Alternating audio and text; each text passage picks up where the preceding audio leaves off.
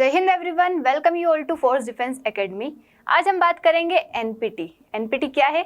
Nuclear non proliferation treaty. देखिए, nuclear energy जो होती है उसका यूज़ अच्छे कामों के लिए भी हो सकता है, वहीं डिस्ट्रक्शन के लिए भी हो सकता है। जैसे न्यूक्लियर एनर्जी का यूज़ इलेक्ट्रिसिटी प्रोड्यूस करने के लिए, वैसे रिन्यूएबल एनर्जीज बनाने के लिए भी हो सकता है। वहीं इसका अगर गलत यूज़ हो तो न्यूक्लियर वेपन्स बनाने के लिए भी हो सकता है, या उससे कोई बड़ा मास लेवल का डिस्ट्रक्शन भी हो सकता है, जैसे यूएसए ने किया था जापान के ऊपर, हिरोशिमा और नागासाकी पे।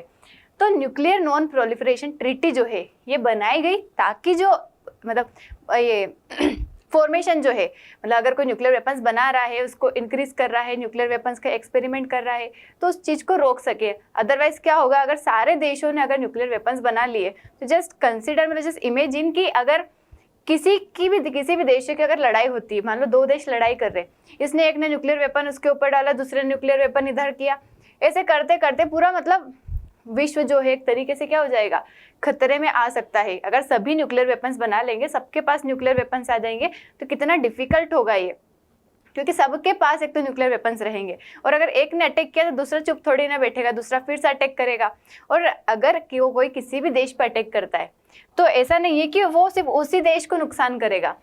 मानो अगर कोई भी, जैसे दो नेशन से अगर किसी ने एक के ऊपर अटैक भी कर दिया, तो ऐसा नहीं कि सिर्फ इतना से ही पे ही न्यूक्लियर वेपन्स का, मतलब उसका जो एनर्जी है, उसका जो भी एक्सप्लोजन है, उसका इतने से पे ही असर होगा, उसका असर आसपास के देशों पे भी होगा। तो वो क्या कर सकता है कि अगर इसने इसके ऊपर अटैक किया, वैसे दूसरे नेशन ने किया, तो इस तरीके से पूरे विश्व में जितने भी नेशंस है, मतलब पूरे वर्ल्ड में जो भी नेशंस है, उन सबके ऊपर ये क्या करेगा, इफेक्ट करेगा। और इसका इफेक्ट ऐसा नहीं होता है कि टेम्पररी होता है, कुछ सालों के लिए रहता है, बहुत लॉन्ग टर्म तक रहता है। अगर हिरोशिमा नागासाकी में देखेंगे तो अभी तक, वो हुआ 1945 में था, लेकिन अभी तक उस चीज़ों का इफेक्ट वहाँ पे है, वहाँ की कई सारी चीज़ें जहाँ पे उस चीज़ का असर दिखता है। तो इस मतलब इस्टेब्लिशमेंट को रोकने के लिए ही एनपीटी लाई गई कि nuclear non proliferation treaty. Nuclear non proliferation treaty का काम क्या है? एक इंटरनेशनल ट्रीटी है जिसका काम है कि न्यूक्लियर वेपन्स के जो स्प्रेड हो रहा है इसको रोकना, मतलब to stop the spread of nuclear weapons, और प्रमोट करना peaceful use of nuclear energy. मतलब न्यूक्लियर एनर्जी का यूज़ कर सकते हैं, न्यूक्लियर एनर्जी का यूज़ कई चीज़ों में होता है, अच्छी चीज़ों में भी होता है, लेकिन हमें उसको वेपन्स बनाने के लिए नहीं करना है। It is one of the most important pillars of global nuclear disarmament and non proliferation efforts. मतलब all over the globe nuclear disarmament हो, मतलब किसी के पास भी न्यूक्लियर वेपन्स नहीं रहे, और नॉन प्रोलिफरेशन एफर्ट्स, मतलब इसका जो इफेक्ट किसी चीज़ को फैलाना रहता है, तो मतलब उसको ना फैलाए, मतलब न्यूक्लियर एनर्जी को, न्यूक्लियर वेपन्स को, प्रोलिफरेशन को रोकना है हमें। अगर हम इसके बैकग्राउंड की बात करें तो ये आई थी कब? 1968 में साइन किया गया था, और मतलब एंटर्ड हुई थी इन फोर्स मार्च 5, 1970। मतलब आफ्टर 1970 ये इन्फोर्समेंट हो जाता है किसका? एनपीटी का।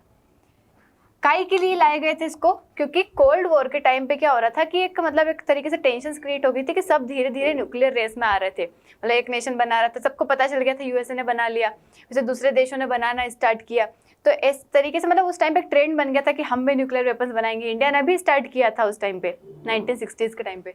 तो धीरे धीरे मतलब सबने क्या किया, न्यूक्लियर वेपन्स बनाने स्टार्ट कर दिए। तो अगर ऐसा होता कि सभी अगर बना लेंगे तो मास डिस्ट्रक्शन हो सकता है पूरे वर्ल्ड का।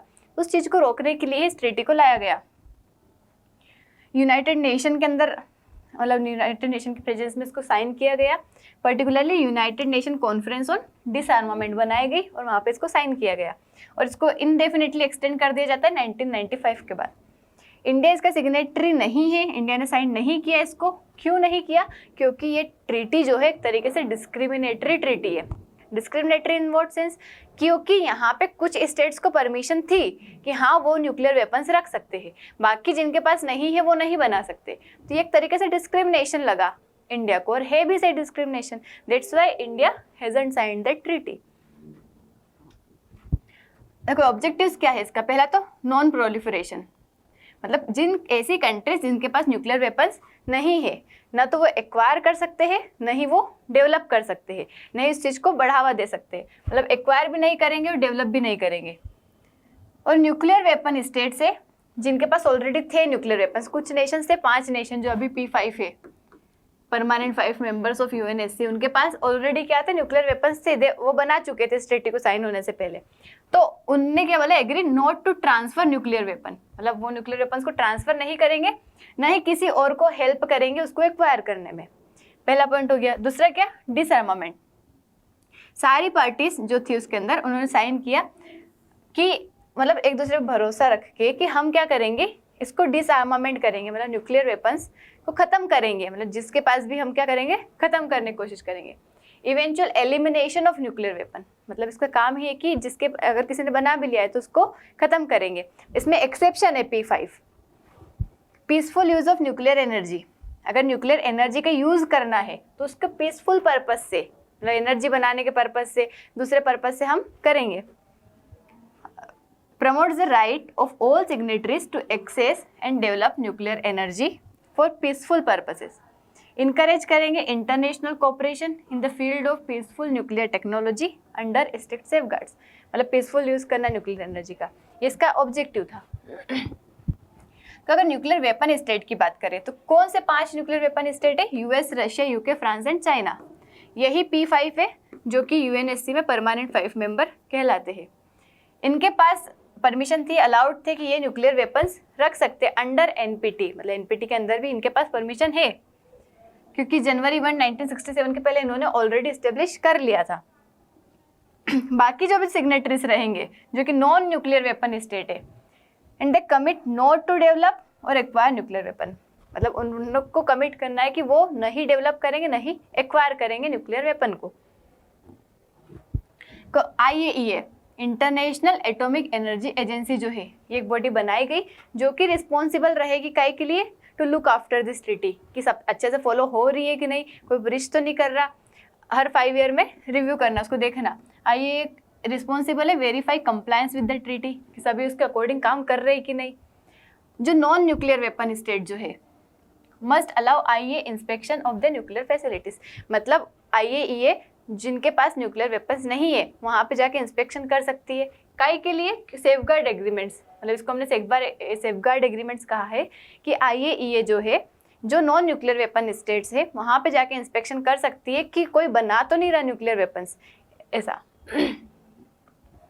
Not signatory states, non signatory में जिन्होंने साइन नहीं किया, कौन कौन था उसमें, एज ऑफ ना 191 कंट्रीज जो पार्ट है एनपीटी के। Most widely accepted arms control agreement है ये। नोटेबल कंट्रीज जो पार्टी नहीं थे इसके, मतलब जिन्होंने साइन नहीं किया था, कौन, इंडिया, पाकिस्तान एंड इजराइल, इन्होंने एनपीटी को साइन नहीं किया था। ये कंट्री जो है इन्होंने डेवलप किया nuclear weapon outside the NPT, मतलब इन्होंने जैसे इंडिया ने बनाया, पाकिस्तान ने बनाया, क्या किया, न्यूक्लियर वेपन्स बनाए आउटसाइड द एनपीटी, क्योंकि इन्होंने साइन नहीं किया था कि हम नहीं बनाएंगे। और वहीं नॉर्थ कोरिया जिसने साइन किया था लेकिन वो विड्रॉ कर लिया उसने 2003 में। देखो क्रिटिसिज्म अगर हम देखें इसके, तो पहला क्या है, डिस्क्रिमिनेशन। को ट्रीटी क्लियर हमको दिख रहा है कि डिस्क्रिमिनेशन कर रही है न्यूक्लियर वेपन स्टेट्स में और नॉन न्यूक्लियर वेपन स्टेट्स में, इन दोनों के बीच क्या, और डिस्क्रिमिनेशन, क्योंकि जो ऑलरेडी बना चुके उनके पास तो है, मतलब वो चाहे कभी भी यूज़ कर लेंगे, वहीं जिनके पास नहीं है वो बना भी नहीं सकते, तो ऑब्वियसली डिस्क्रिमिनेशन हुआ, अनफेयर हुआ। And legitimate the nuclear monopoly of few countries, मतलब एक तरीके से न्यूक्लियर मोनोपोली क्रिएट कर दी कुछ कंट्रीज की। स्लो डिसआर्मामेंट, मतलब nuclear weapon states have been criticised for not making sufficient progress toward disarmament, मतलब जिनके पास न्यूक्लियर वेपन है, मैंने बोला था डिसआर्मामेंट करेंगे, मतलब कि वो भी उनके वो जो न्यूक्लियर वेपन है उसको डिस्ट्रॉय कर देंगे, डिसआर्मामेंट नहीं रखेंगे, लेकिन वो उसके अंदर कोई प्रोग्रेस हमें नहीं दिख रही अच्छी सी खासी, वो स्लो प्रोग्रेस है इसमें। नॉन कंप्लायंस एंड विड्रॉल, जिस तरीके से नॉर्थ कोरिया जैसे साइन किया था लेकिन विड्रॉ कर लिया, मतलब उसके अकॉर्डिंग चल ही नहीं रहे हैं, ये भी इसका एक क्रिटिसिज्म है। And subsequent nuclear test have raised concern about the treaty's enforcement mechanism. Nuclear energy risk, देखो सिविलियन जो है, कई बार हो सकता है न्यूक्लियर एनर्जी हमें लगे कि न्यूक्लियर एनर्जी किसी और पर्पस से यूज़ कर रहे हैं, लेकिन उसका यूज़ न्यूक्लियर वेपन बनाने के लिए भी कर सकते हैं, मतलब डुअल यूज़ हो सकता है, that is it can be diverted for weapon purposes posing a risk of covert proliferation, तो ऐसा हो सकता है। अगर हम इंडिया की बात करें, अच्छा पहले इसके सक्सेसेस देख लेते हैं। देखो एनपीटी ने एक तरीके से थोड़ा कम किया है, मतलब जो डेवलपमेंट है, अगर वहाँ पे एनपीटी नहीं होती, सब साइन नहीं करते, तो हो सकता है बहुत सारे नेशंस बना लेते हैं न्यूक्लियर वेपन्स, तो इसको इसके स्प्रेड को एक तरीके से कम किया है। इंटरनेशनल इंस्पेक्शन को नॉर्मलाइज किया है और peaceful nuclear cooperation under strict monitoring, मतलब न्यूक्लियर कोऑपरेशन का एक पीसफुल एक तरीके से कोऑपरेशन किया है। रिव्यू कॉन्फ्रेंस बनती है इसकी हर 5 साल में, जो कि असेस करती है कि सही से इम्प्लीमेंटेशन हो रहा है या नहीं हो रहा है। अगर हम इंडिया के न्यूक्लियर एक्सपेरिमेंट्स की बात करें, न्यूक्लियर टेस्ट की बात करें, तो देखो 1974 में पहला न्यूक्लियर टेस्ट हुआ था हमारे यहाँ इस्माइलिंग बुद्धा। सेकंड 1998 में होता है, इंडिया कंडक्ट करता है यहाँ पे 5 न्यूक्लियर टेस्ट पोखरन में। ये इसके थ्रू क्या बन जाता है, इंडिया भी एक न्यूक्लियर वेपन स्टेट बन जाता है। इसकी वजह से हमारे ऊपर सैंक्शंस भी लगा दिए जाते हैं यूएस के द्वारा, क्योंकि एक तरीके से ट्रीटी के अगेंस्ट जा रहा था ना, ट्रीटी ने मना किया था लेकिन फिर भी हमने बना लिए तो हमारे ऊपर क्या लग जाता है, एक तरीके से सैंक्शन लग जाता है।